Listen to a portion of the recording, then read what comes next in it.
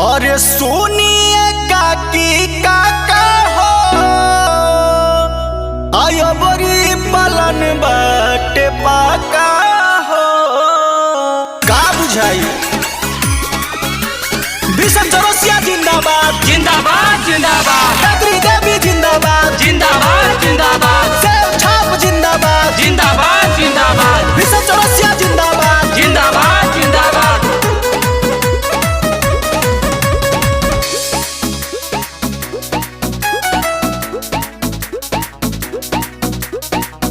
ए चाचा सुनिए काकी काका हो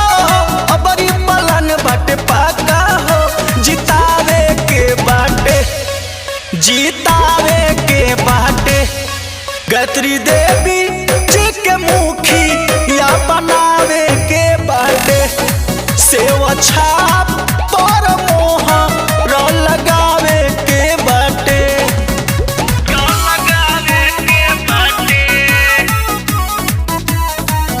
भीषण चौरसिया जिंदाबाद जिंदाबाद जिंदाबाद गत्री देवी जिंदाबाद जिंदाबाद जिंदाबाद सेव छाप जिंदाबाद जिंदाबाद जिंदाबाद केहू के तो झसा में न आए के बाद क्रमांक संख्या एक ना भुलाए के बाद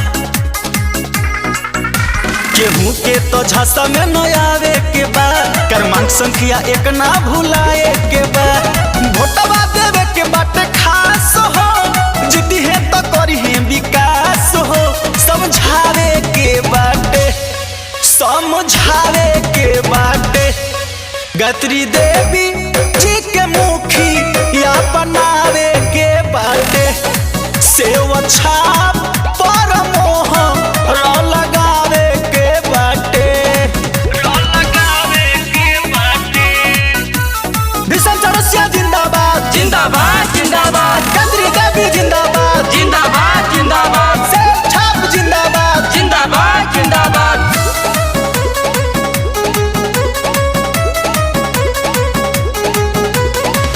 पथरा पंचायत के भगिया जगावे के बाद इनके के ताज पहिरावे के बाद पथरा पंचायत के भगिया जगावे के बाद इन्हीं के ताज पहिरावे के बाद सगरी तई है बाटे हाला हो समर्थन में टोला मुहाला हो जितावे के बाटे गत्री देवी जी के मुखी या बनावे के बाटे सेवा छाप